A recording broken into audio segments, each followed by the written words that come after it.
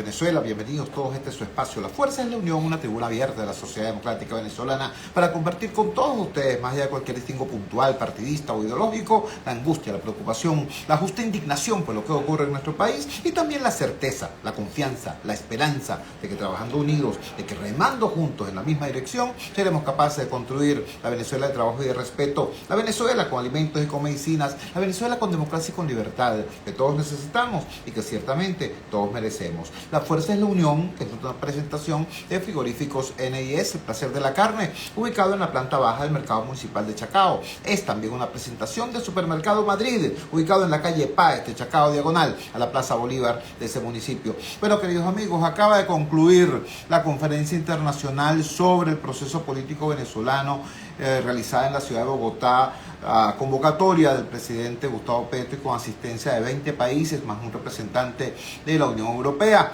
Usted dirá, ajá, ¿y eso qué tiene que ver conmigo? Tiene que ver en tanto y en cuanto los resultados de esa conferencia ayuden efectivamente a distender el clima político venezolano, a que haya una solución al conflicto político en Venezuela. ¿Por qué? ¿Por qué debería interesarle a usted eso? Allá en Carapita, allá en el barrio del 70, allá en el plan del Tamarindo. ¿Por qué? Bueno, porque es que si hay solución al problema político, se puede reactivar el tema económico. No hay nada más cobarde que $1.000.000. No hay nada más cobarde que un inversionista. Las inversiones no van a llegar hasta en tanto y en cuanto la situación política en efecto se distienda, mejore, se articule, funcione. Bueno, de eso se trata. Aquí me dicen, hola Chugo, saluda a Henry, por favor, de Barquisimeto. Debe ser el negro Henry, el padre Henry Mendoza, mi buen amigo de allá, cuando nos conocimos en la escuela Andy Aparicio de Fe y Alegría. Por supuesto que sí. Saludos. Bueno, a eso me refería. Hay un defensor de derechos humanos, el doctor Mario Andrea, abogado, integrante de Civilis Derechos Humanos, quien hizo una radiografía muy precisa de la relación entre los resultados de la conferencia internacional y la agenda de recomendaciones hechas por la misión de observación electoral de la Unión Europea en 2021. ¿Por qué? Bueno, porque resulta que la conferencia, entre sus conclusiones, recomendó hacer uso de ese papel de trabajo, de esa hoja de ruta diseñada por la misión de observación electoral. Nos dice Mario Andrea que la cosa no es tan complicada, que eso es un recetario expedito. Y tenemos a Mario Andrea para que nos hable de eso, de soluciones. Mario, muchísimas gracias por atender nuestra llamada desde el Gigante Rumbos. Muy buenas noches. Te escuchamos. Buenas noches, Chugo. ¿Cómo estás? Gracias por el espacio.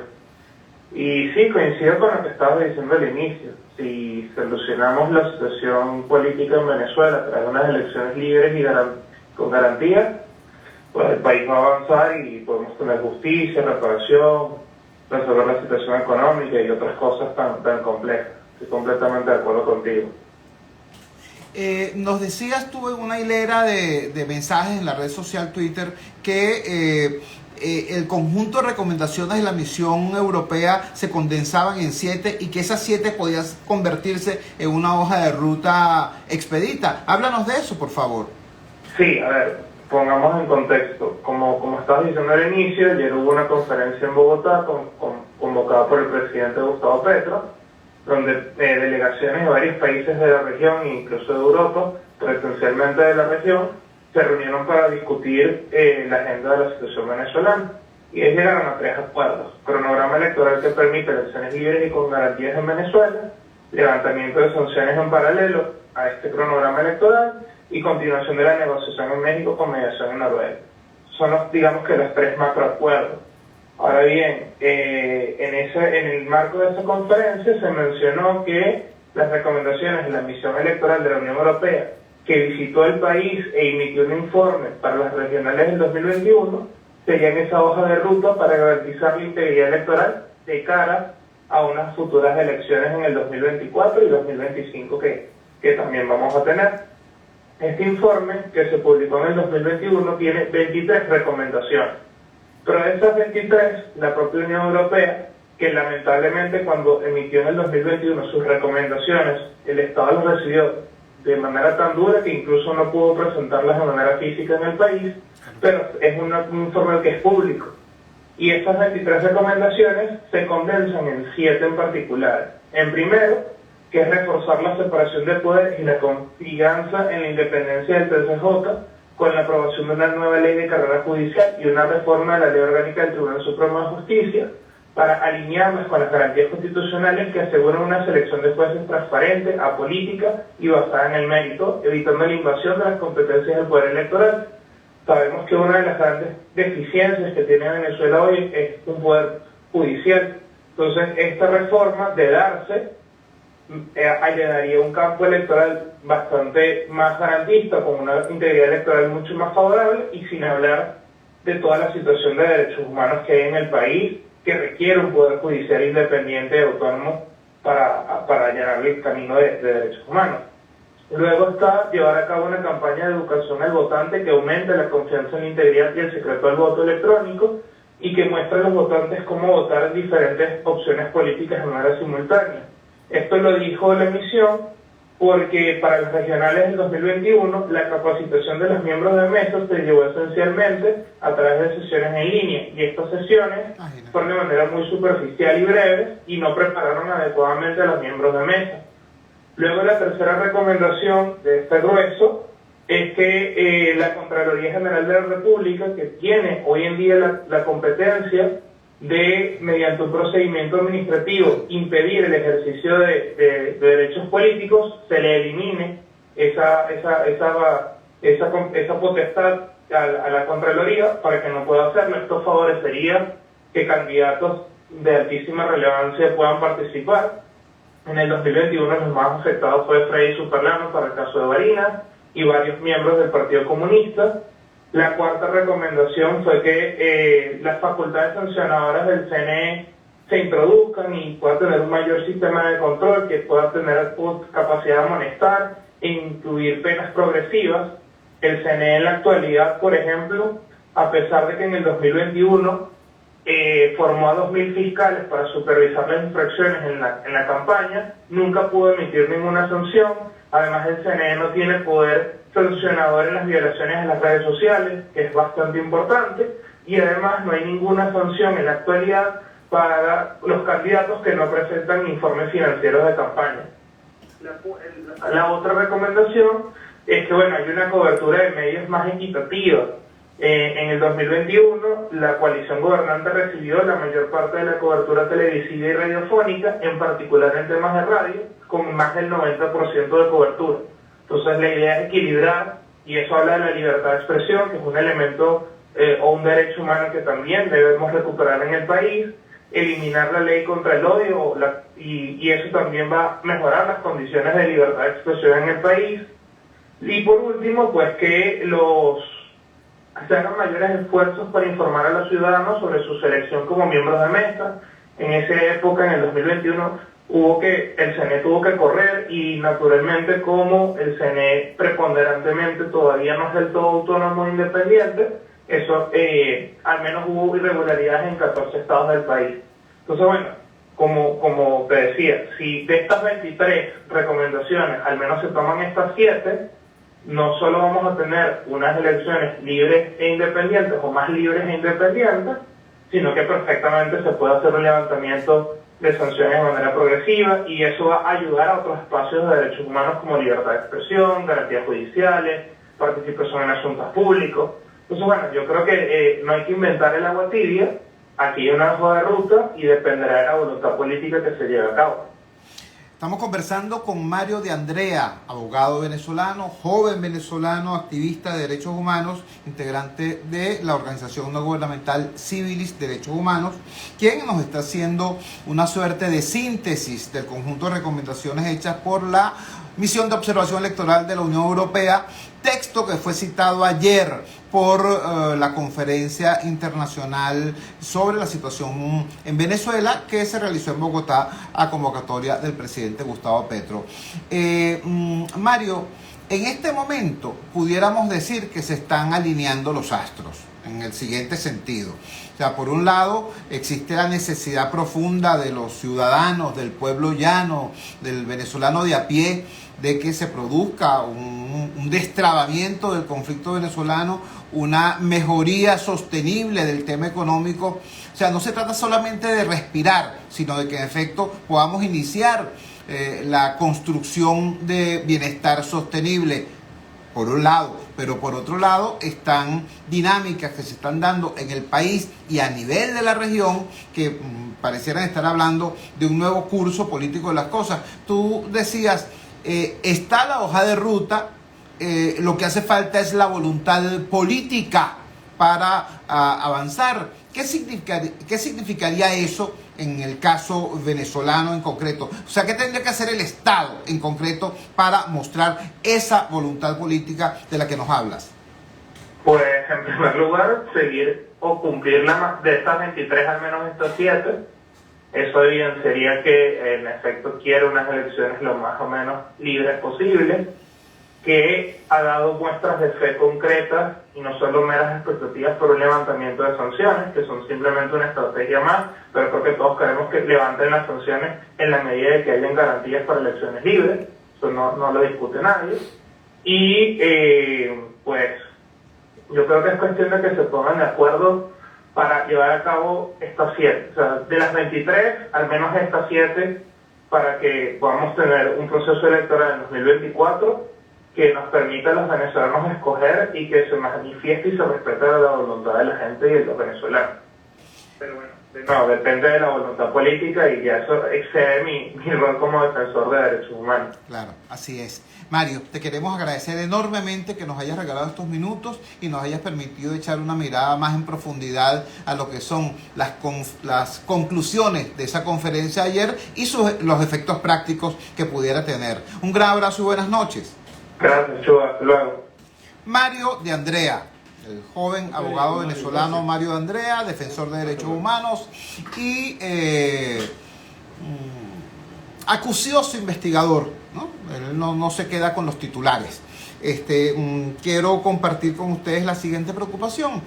Ciertamente sería preciso que los gobernantes mostrasen la voluntad política, que la comunidad internacional apoyara en ese sentido, pero también es fundamental que nosotros, los ciudadanos, hagamos presión en esa misma dirección.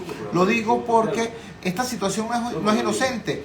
Este trancamiento del proceso político y económico venezolano es una desgracia para la inmensa mayoría de los venezolanos, pero también es un tronco de negocio para unos pocos.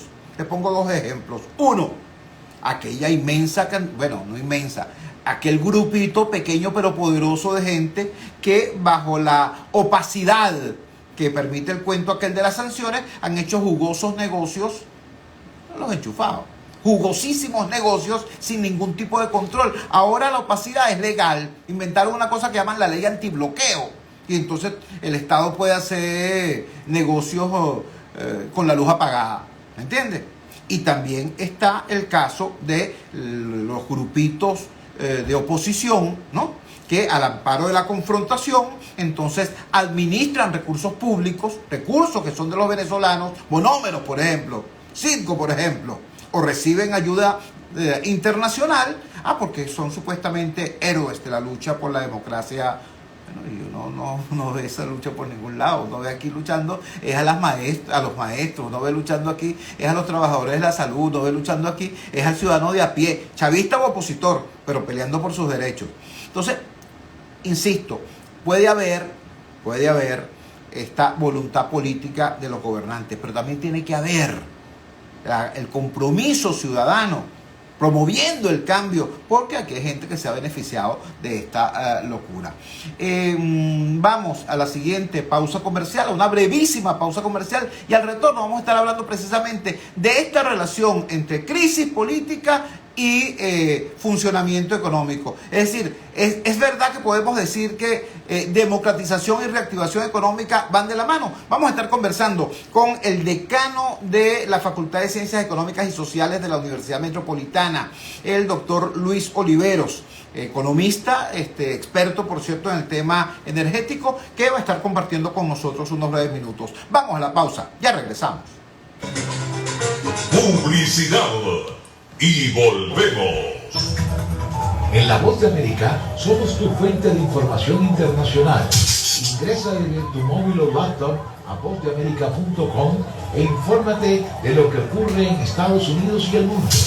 En redes sociales informamos cada instante.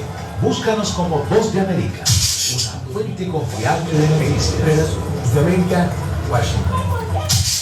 Vozdeamerica.com. Y continuamos con La Fuerza es la Unión. Regresamos a La Fuerza es la Unión y tenemos ya en línea al doctor Luis Oliveros. Luis, muchísimas gracias por atender nuestra llamada del Gigante Rumbo. Buenas noches. Hola, Chugo. Buenas noches. Luis, queríamos preguntarte lo siguiente. Hemos escuchado a algunos colegas tuyos, colegas economistas, afirmando que, por ejemplo, en este momento de severa contracción de la economía, a partir, del descubrimiento del desfalco horrendo en PDVSA, etcétera, etcétera, en este momento, al parecer, la economía venezolana pende de un hilo llamado Chevron. Es gracias, supuestamente, a esa licencia otorgada a Chevron que existe el mínimo flujo de caja necesario para que el Banco Central mantenga la paridad del dólar en la cifra en la que está.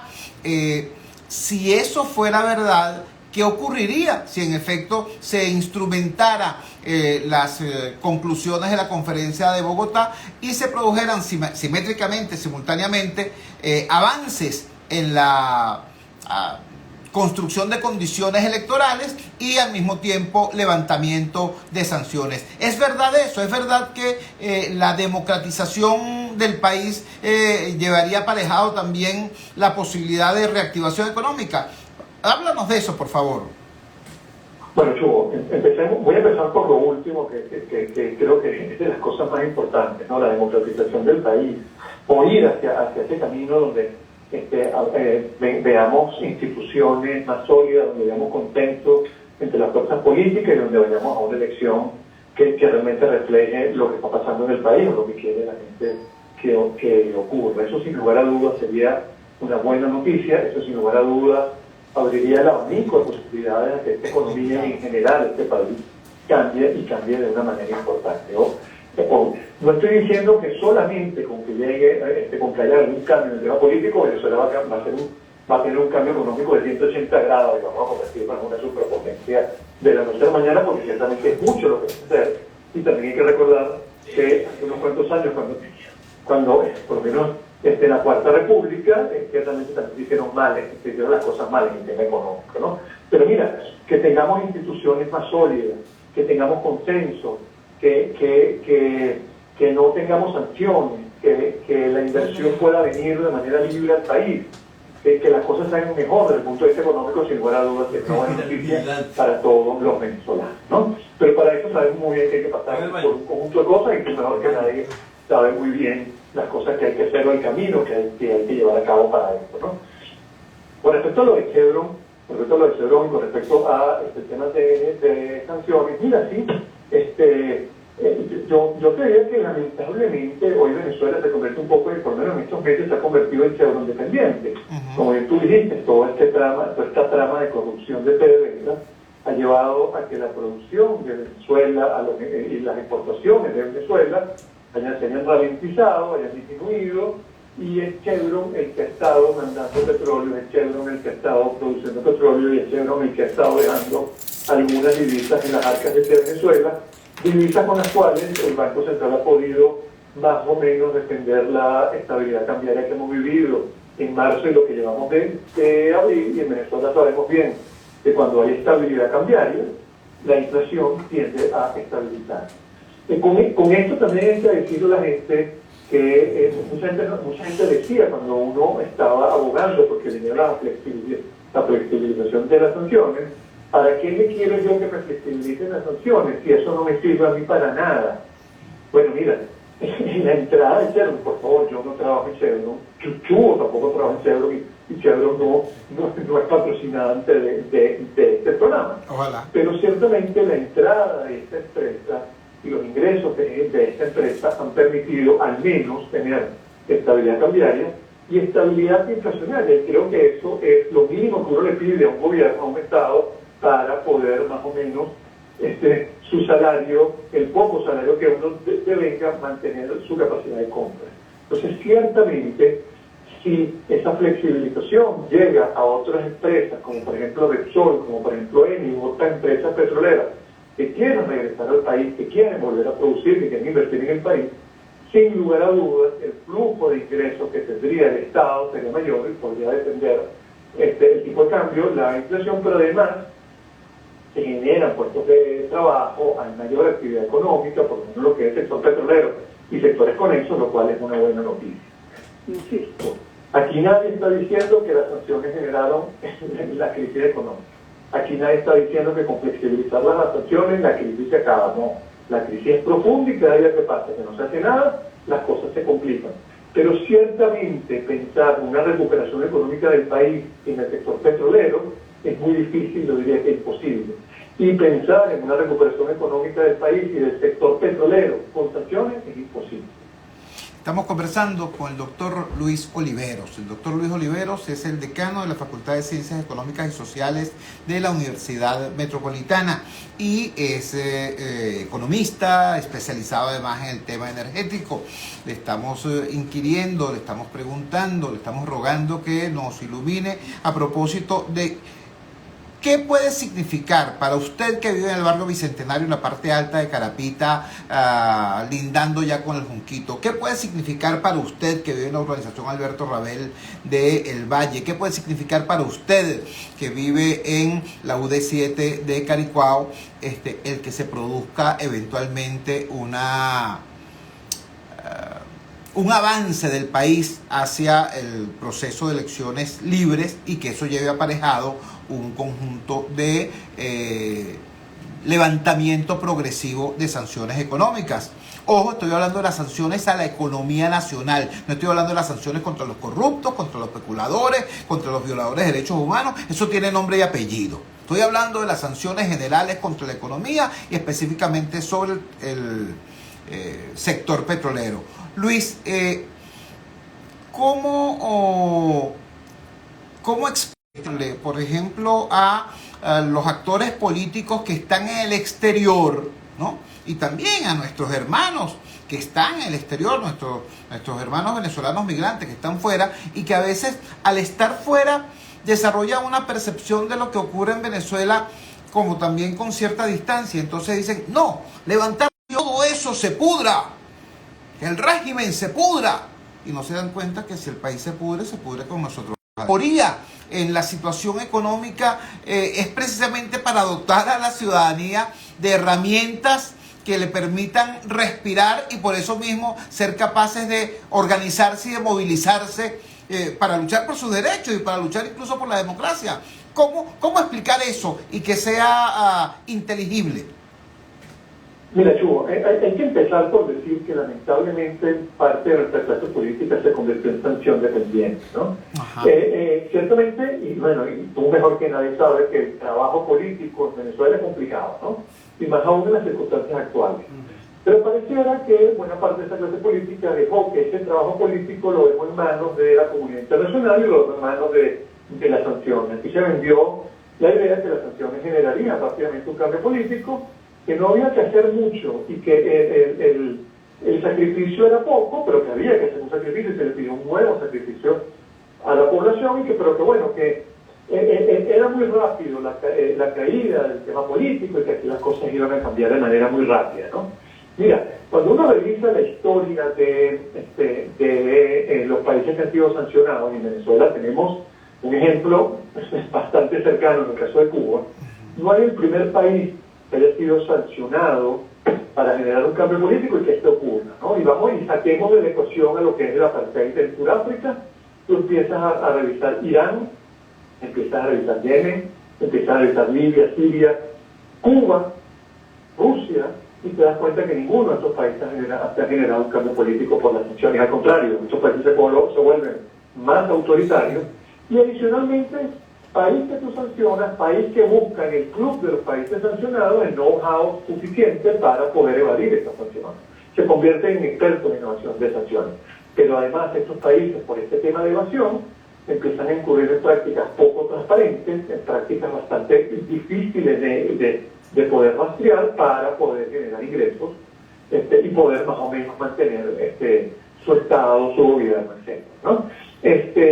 Venezuela, con el tema de sanciones, para que la gente tenga una idea, automáticamente su principal mercado de exportación le dijo que ya no le iba a comprar más petróleo. Pero adicionalmente, que es el caso de los Estados Unidos, pero adicionalmente Europa también le dijo que no podía comprar petróleo. Y prácticamente se levantó una alerta internacional donde se amenazaba que si compraba petróleo venezolano iba a ser sancionado. Venezuela tiene que vender con un conjunto de peripecias a Asia el poco petróleo que hoy produce y además venderlo a unos precios muy por debajo de lo que sería el precio de mercado para hacerlo suficientemente atractivo para que en esos mercados asiáticos lo compraran. Venezuela está vendiendo petróleo entre 30 y 40% por debajo de lo que es la factura petrolera en cual debería venderlo, ¿no? Y aquí no estoy excusando a nadie, solamente estoy poniendo datos que son bastante, que son del conocimiento de mucha gente en el mundo. Las cosas que tiene que hacer Venezuela para vender petróleo. Esta circunstancia hace que Venezuela tenga pocas herramientas para poder afrontar una crisis económica. Yo entiendo que hay un tema de corrupción, entiendo que hay muchísimas cosas, pero ciertamente se le complica al Estado venezolano vender petróleo, al Estado venezolano comprar muchas cosas, pero también se le dificulta la vida a los empresarios y a la gente, a los venezolanos de a pie de tener una cuenta en los Estados Unidos, una cuenta en otra parte, porque todo lo que significa Venezuela está optimizado. Es así. Una empresa tiene problemas con sus proveedores, una empresa tiene problemas con la banca, una empresa para ganar una licitación, una empresa venezolana para ganar una licitación al resto del mundo, porque tiene que mudarse. O sea, entonces, ciertamente le dificulta la vida ya a unas personas, en el caso de Venezuela, que empiezan las sanciones en el 2017, cuando estábamos en pleno tema inflacionario, cuando tenemos ciertos temas de caída del PIB. Ya teníamos suficientes problemas los venezolanos para sumarnos el tema de las sanciones, con el pretexto de que, bueno, aguanta, sacrifícate, que falta poco para que esto acabe. Sobre todo el mensaje nos lo mandaba gente que no vive aquí, sino que vive en el exterior. Mira, lamentablemente las sanciones son un fracaso. Y dame un caso en el resto del mundo y vas a ver que es un fracaso. Siéntate en Cuba tienen 60 años diciendo la población, falta poco, sacrifícate, que ya el cambio va a ocurrir. En Irán también. ¿Cuántos años tiene sancionado el ayatolá y toda su clase religiosa allá en Irán? ¿Cuántas veces le dicen a la gente allá en Irán que va a caer el régimen y que las cosas van a cambiar? Las sanciones no generan cambio político, las sanciones lo que generan son problemas económicos y atornillan más en el poder al gobernante de turno y a su clase política. Disculpa que me haya extendido tanto. No. Hay que cambiar la estrategia. La estrategia fracasó.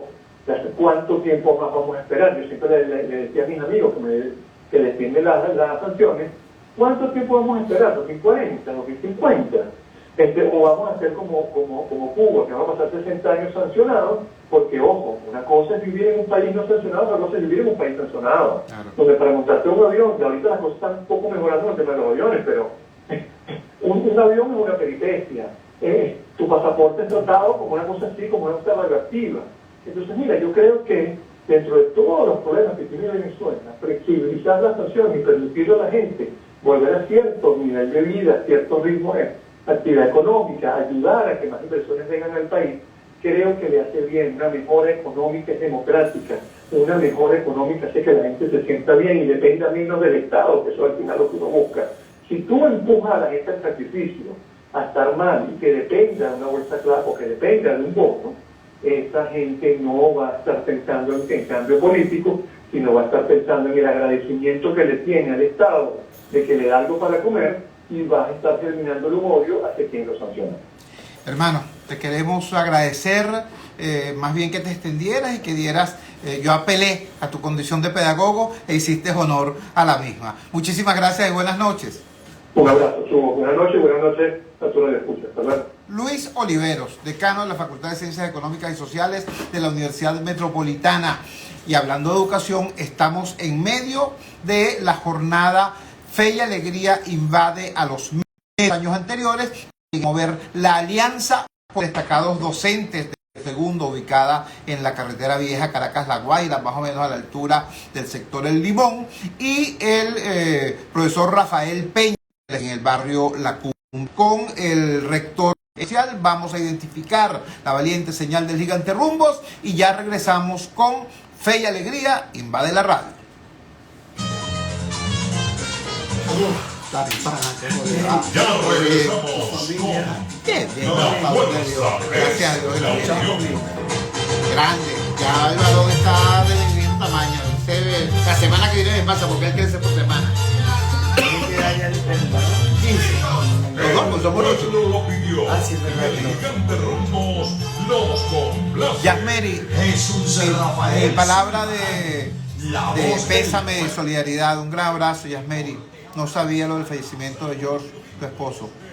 Gran abrazo. También a través de la red social Instagram está Sandra Cuquejo. Sandra Cuquejo, la cuña es gratis. Tiene un emprendimiento que se llama Entre Tapas y Picoteo. Comida gallega en particular y española en general. Repito, Entre Tapas y Picoteo, búsquenla en Instagram. Es algo absolutamente espectacular. Entonces, hermano, Publicidad ¿cómo va la jornada? de los medios. Ajá, Bueno, muy bien. Yo tuve esta mañana con él en el radar. ajá. Fue a las 6 en la radio de IFA, de bien. Y ahorita que me tocó esta. Está bien. Yo esta mañana estaba hablando con el profesor Samuel. Bueno, estábamos chateando, complicado porque yo me estaba haciendo una cosa médica, un mapa. Entonces tenía un poco de cable y parece que la cosa interfería con la señal. Era un fastidio. Pero bueno, gracias a Dios cuadramos. La profesora Dulce no... Lo que pasa es que la profesora Dulce tenía hoy, con la graduación de su hija, Ajá. tenía algo familiar que era... Pero nada, o sea, pero nada malo, todo bien. Era la firma Oye, del acta. yo me preocupé porque tú me dijiste, o sea, yo no la he visto y tampoco la No, coordinadora y porque- dije, wow. Porque la profesora Dulce es la psicopedagoga, entonces ella va alterna los turnos, no la veo todos los días. Claro. Uy, tu salud bien, que estaba haciendo un chequeo. Sí, me estaba chequeando porque yo tuve COVID 2 veces, pero en ambas ocasiones fue asintomático. O sea, a mí hasta me da pena decir que tuve, porque el profesor Miguel Ángel, bueno, si cae en el curso de la conversa, le damos. Si no, aquí tenemos material suficiente para conversar la media hora completa.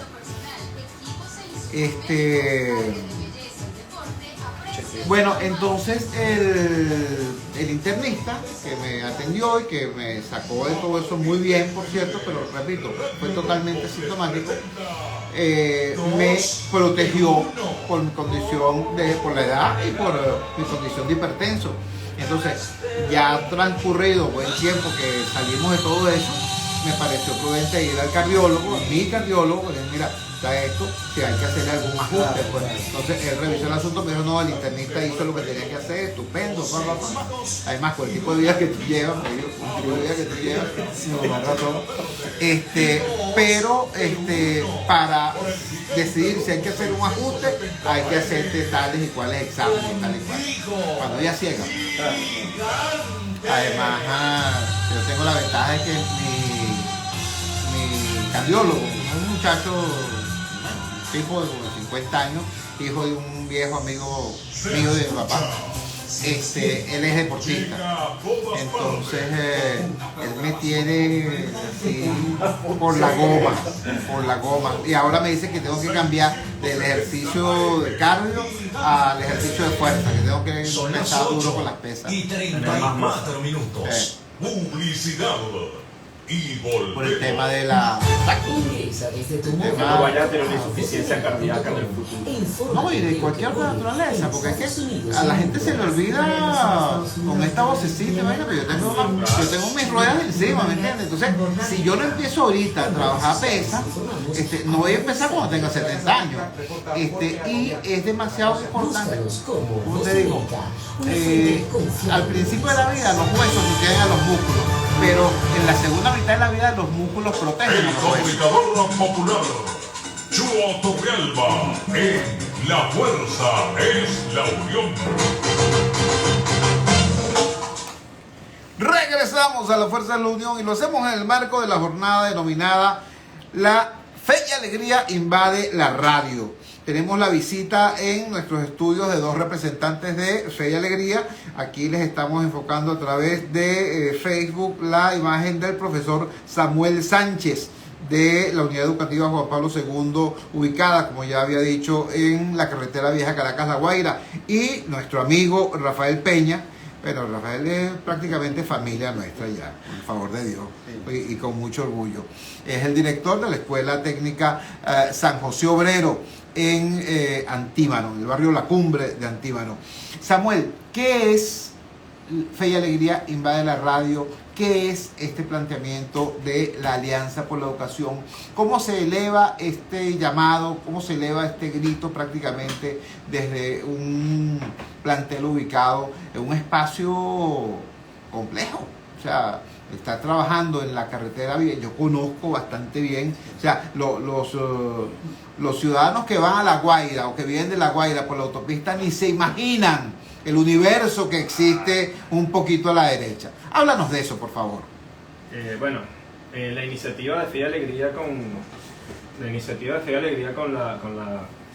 este eslogan de Alianza por la Educación es sobre todo un llamamiento a la comunidad. Para empezar, a la comunidad le daña a los colegios, pero cualquiera que quiera contribuir con un poquito de lo que pueda dar a cualquier colegio, a cualquier institución. No es ni siquiera un llamado pro fe y alegría, es un llamado pro educación, porque bueno, hemos notado que la educación venezolana está atravesando por un momento muy difícil, está atravesando por las dificultades propias de la dinámica del país que tenemos ahorita, y la educación no escapa al proceso de crisis, y en los últimos años pues se ha venido agravando, y necesitamos, la educación en general necesita una mano amiga. Samuel es colega por partida doble. Él estudió comunicación social y es docente, que es más o menos la misma peripecia vital mía. Cuéntanos, ¿cómo es un día allá en Juan Pablo II, allá en los alrededores de El Limón, en la carretera vieja La Guaira? ¿Cómo es un día de trabajo normal? Vale. Bueno, mi colegio es un colegio, no es muy grande, no es tampoco muy pequeño. Hay colegios de Fe y Alegría que son un poco más pequeños que el nuestro. Nuestros niños son como cualquier niño, inquieto, preguntón. Nuestro día a día, bueno, yo soy el profesor de informática en mi institución, entonces ellos se emocionan muchísimo cada vez que tienen que ver clase conmigo, porque nuestra dinámica es distinta. De repente sacarlo un poquito del aula, lo saca un poquito de su dinámica de llegar todos los días, sentarse, hacer lo que la maestra pone, vamos a hacer a otro, vamos a salir al patio, y ahora nos toca subir para donde está la computadora. Ah, caramba, es otra cosa.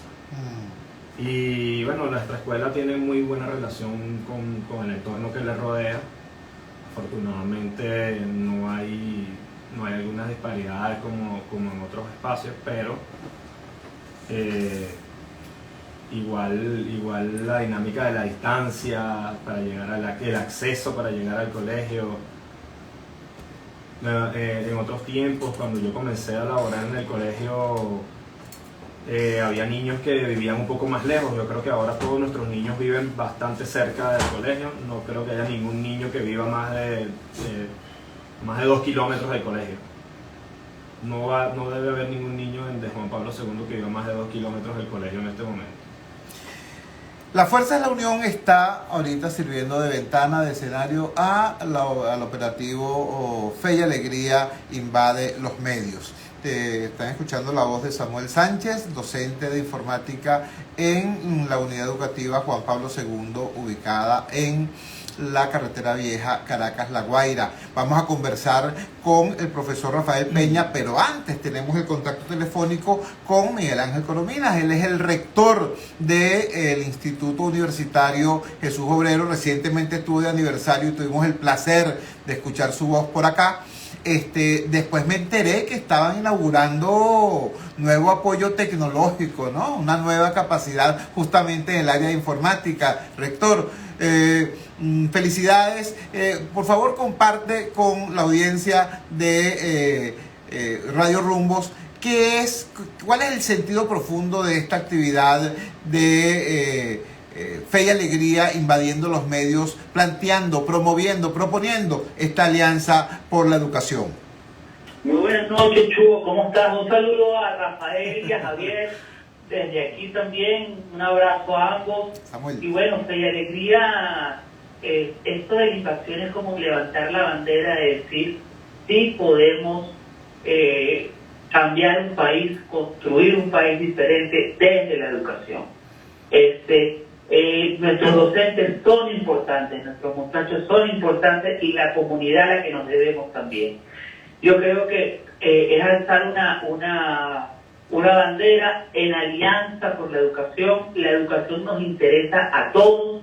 Fe y Alegría, yo creo que es una marca reconocida a nivel nacional de excelencia, de calidad, de saber hacer bien las cosas, y estamos juntándonos con el mundo empresarial, con los medios, con toda la gente de buen corazón que quiera pensar un país y construir un país donde quepamos todos, un país inclusivo, donde la educación que sea como el pilar del edificio que queremos construir. Y Fe y Alegría ha demostrado durante años, estos 78 años que está cumpliendo Fe y Alegría, actualmente está demostrando que no se paran con nada. Fe y Alegría es una obra que su primer eslogan fue comienza donde se acaba el asfalto. Hoy en día podemos decir que pretende y sigue queriendo tener este eslogan vigente en el país, un país que se necesitan docentes, en un país que necesitamos chamos formados, y en un país que tenemos que darle oportunidades a nuestra gente para que se quede a construir Venezuela. Y Fe y Alegría es la bandera de lo posible y de lo que queremos hacer. Fe y Alegría, la bandera de lo posible. Muchísimas gracias, Miguel Ángel. De verdad, qué bonito y qué poderoso esa manera como cierras tu intervención. Un gran abrazo y buenas noches. Cuídate, Chugo, y gracias por invitarme, y un abrazo a los compañeros y bueno, y a todos los que hacen que Fe y Alegría sea lo que es. Así es. Era el rector del Instituto Universitario Jesús Obrero, Miguel Ángel Corominas. Entonces vamos a conversar ahora, bueno, agradeciéndole muchísimo al rector porque nos permite esta mirada diversa a ese universo que es Fe y Alegría, una escuela allá en la carretera vieja, un instituto universitario y ahora una escuela técnica, la escuela técnica San José Obrero, en lo más alto del barrio La Cumbre de Antímano, representada aquí por su director Rafael Peña, quien además es dirigente nacional del Movimiento de Educación Popular Fe y Alegría. Rafael, ¿qué es esa alianza para la educación que están proponiendo? Te escuchamos. Bueno, es conocido el problema que hay en el sistema educativo. La encuesta en COVID hablaba de 1.500.000 chamos fuera del sistema educativo. Tenemos un rezago importante de estudiantes que está en años donde 2 o 3 años su proceso formativo están más abajo del año que deben estar cursando. Tenemos una deserción importante de docentes en los espacios educativos. Venezuela tiene un problema en la infraestructura, en los colegios públicos, en los colegios a nivel nacional. Es decir, esa realidad la conocemos, Chugo. Fe y Alegría está como que leyendo la realidad, leyendo lo que está viviendo, y a partir de ahí busca hacer propuestas que vayan a dar respuesta a eso, porque no podemos quedarnos solo con el problema, sino tenemos que accionar todos juntos.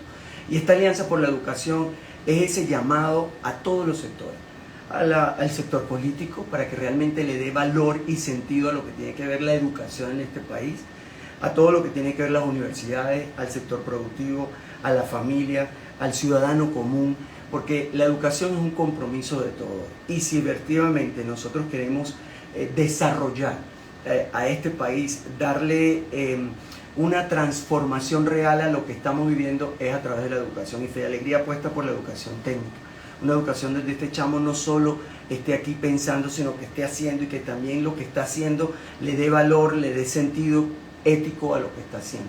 Un ciudadano que sea ejemplar, y no porque no la sabemos todas.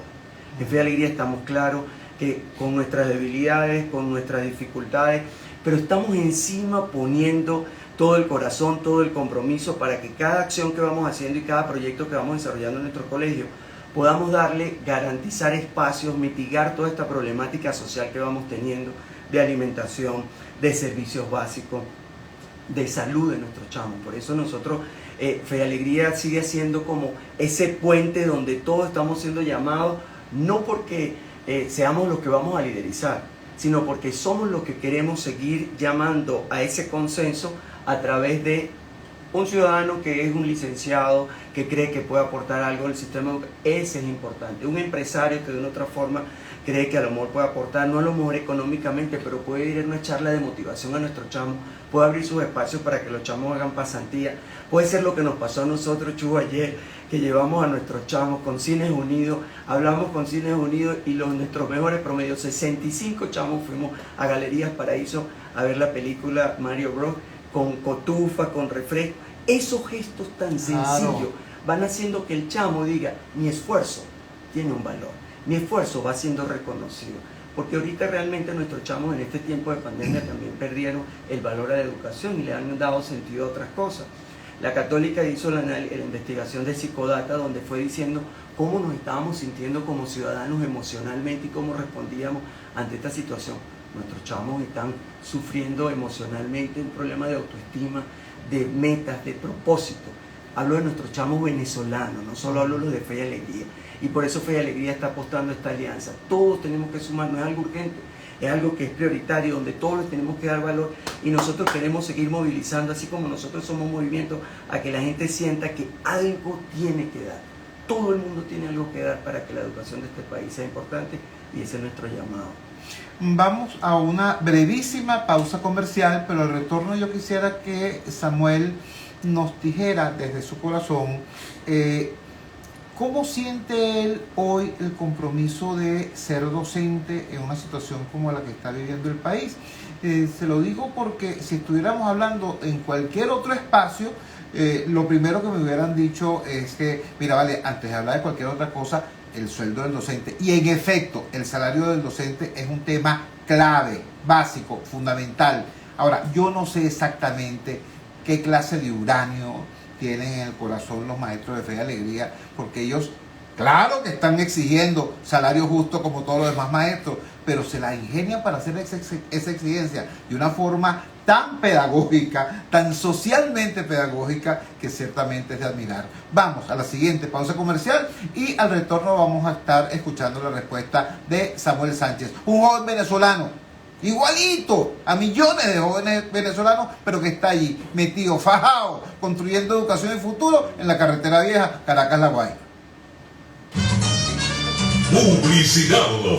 Y volvemos. Conéctate con La Voz de América desde tu móvil o tu laptop. Escribe vozdeamerica.com. Tú sabes que nosotros teníamos profesor de electrónica. Teníamos, es difícil los profesores de electrónica. Un mundo de información. Y hicimos una alianza con la gente de CENDI, Carlota, Abae, la agencia Andrea González, Voz de América, Nueva York. José Manalete, Voz de América, Miami. Vozdeamerica.com. El enfoque del sistema. Y continuamos. 3 días iban allá y 2 días La fuerza es la unión. Regresamos Regresamos a La Fuerza es la Unión y habíamos dado una pregunta en el aire para el profesor Samuel Sánchez. Él es profesor de informática, es decir, él maneja un área del conocimiento que le permitiría estar en cualquier otra cosa, ganando, por cierto, bastante más. Y sin embargo, él está allí en Fe y Alegría, repito, construyendo educación y construyendo futuro. Samuel, ¿cómo vives tú la realidad de ser maestro allí, viviendo del 23 y trabajando en la carretera vieja Caracas-La Guaira?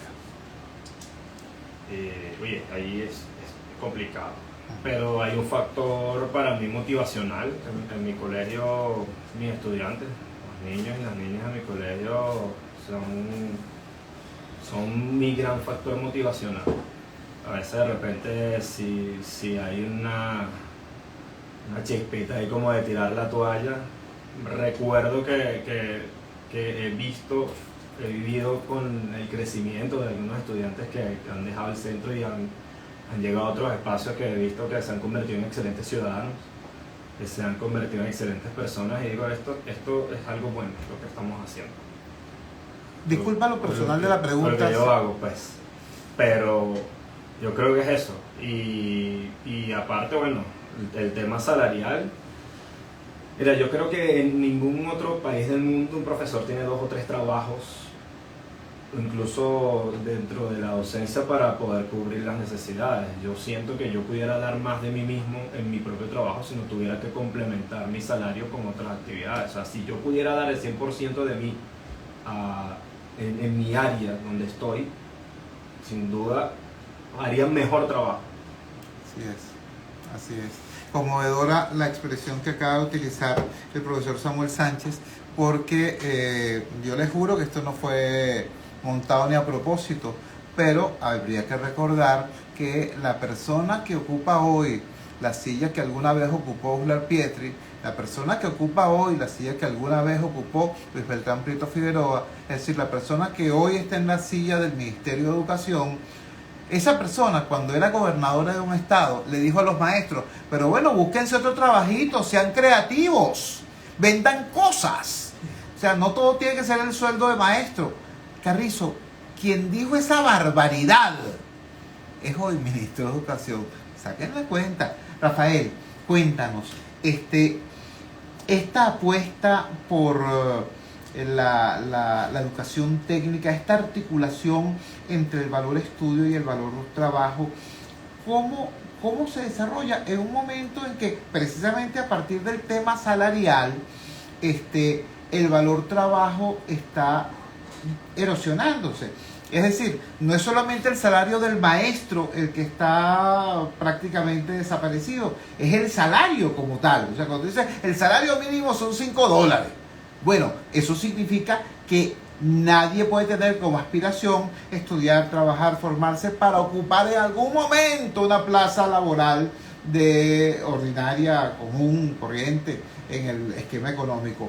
¿Cómo hacer para promover el valor trabajo y el valor estudio en una condición como esta? Yo definitivamente creo que desde esta apuesta que Fe y Alegría viene siendo históricamente por la educación técnica, ha puesto como que la confianza y la esperanza de que esas capacidades y habilidades al chamo le permiten al estudiante ser creativo, ser innovador, buscar distintas alternativas, ¿no? Y si bien es cierto, como lo estás planteando, que desde la educación técnica el trabajo, cómo dignificar la formación para que el chamo cuando va al campo del trabajo pueda mirarle y ver el propósito. Nosotros a veces nos reímos porque nuestros chamos cuando van al proceso de pasantía y nos dicen lo que también es, porque en nuestra área es industrial, metalmecánica y electrónica, y semanalmente reciben un incentivo muy superior a lo que nosotros en el mes podemos estar recibiendo. Entonces, porque es la parte productiva, efectivamente son talleres, son empresas que están produciendo aún con todas las dificultades. Pero para que nuestros oyentes ubiquen, o sea, nos están diciendo que los alumnos que están en pasantía obtienen un ingreso considerablemente superior al ingreso del maestro que tiene en el aula. Sí, ¿okay? Es verdad. O sea, y efectivamente, cuando el compañero hablaba, lo admiro, lo valoro muchísimo, todo el trayecto que hay que hacer de allá donde está hasta el otro polo, ¿no? Como igual muchos de nuestros docentes que están en Fe y Alegría. Entonces, efectivamente, cómo seguir viendo que en la educación, y nosotros en Fe y Alegría apostamos por la educación técnica, es lo que te permite transformar tu realidad desde lo pequeño, desde lo simple, con los emprendimientos, con ideas de negocio que estos chamos van haciendo. Nosotros tuvimos, no solamente nosotros como colegio, pero Fe y Alegría venía desde hace varios años promoviendo en los chamos esa idea de negocios que le ayudan a generar unas propuestas más creativas, más innovadoras y que también puedan estar colocando en el mercado. Ahorita nosotros los cuartos años estamos produciendo unos materos, pero con una conceptualización de materos para venderlos en distintos espacios. Están realizando a través de la metodología de proyectos estos mostradores que van colocando en los distintos negocios para colocar las bolsitas de maní. Es decir, nuestros chamos de una u otra forma le estamos enseñando y nosotros también estamos aprendiendo con nuestros chamos, porque lo nuestro ha sido pedagógico, nuestro ha sido más atado en esa línea. Nosotros estamos buscando también con nuestros chamos, no porque la ministra haya dicho que tendríamos que estar para podernos sostener, sino porque el verdadero valor que tiene la educación es esa creatividad que tú puedes hacer, que puedes diversificar tu espacio, tu formación. No es lógico que un docente tenga que ir a 4 o 5 espacios, porque la calidad que ese docente puede estar generando es muy difícil, como lo dijo el colega. Mucho más hacemos cuando ese docente está en un espacio que le brinda las condiciones, no solo el salario, le brindan las condiciones del transporte, que tengan un transporte, que las condiciones del colegio tengan el agua para que nuestros chamos puedan estar. Hay una dimensión tan importante ahí que hay que meterle el pecho, no de discurso, es de realidad. Porque hoy he tenido una reunión de los circuitales, directores circuitales, y comentaba una profesora, más del 40% de chamos no va a la escuela. Y cuando saben, las maestras de los colegios oficiales le decía es por problema del agua, es por problema de alimentación, a pesar de que le dan los alimentos en el colegio, no van. Esos temas tenemos que atenderlos, tenemos que meterle, como digamos, y eso es lo que Fe y Alegría está apostando, que en este momento todos sintamos el compromiso que la educación, cada uno de nosotros, tiene algo que hacer y que aportar y que dar. Por eso, en esta alianza por la educación, se ha creado el correo que dice alianzas@feyallegria.edu.be. Ahí queremos que todo el mundo que tenga algo que decir y que aportar, el empresario, la universidad, el ciudadano, esté apostando allí, esté escribiendo, para juntos construir esta propuesta que queremos para que el país la tenga a nivel nacional, Chugo, porque ya tú lo sabes, porque has ido a nuestro colegio, has ido a los colegios de Fe y Alegría. Tú eres un hombre aliado para nosotros porque nos has permitido tus espacios para seguir visibilizando toda esta temática. Pero efectivamente, en esta alianza que estamos buscando es que efectivamente cada uno, cada ciudadano se sienta con la corresponsabilidad de poder ayudar a que ese chamo piense más allá de donde está, desde ese barrio, desde ese sector, y que puede transformarlo. Tenemos experiencias maravillosas que nos han dicho chamos que han podido transformar su realidad y su entorno a través de estas experiencias de trabajo, de estos emprendimientos. ¿Es poco a poco? Sí, es verdad. Pero nosotros seguimos estando ahí apostando por eso, porque esa es la realidad del compromiso que Fe y Alegría tiene aquí en este país a nivel internacional. Rafael, yo quiero agradecerles enormemente a ti y a Samuel este privilegio de tenerlos acá con nosotros.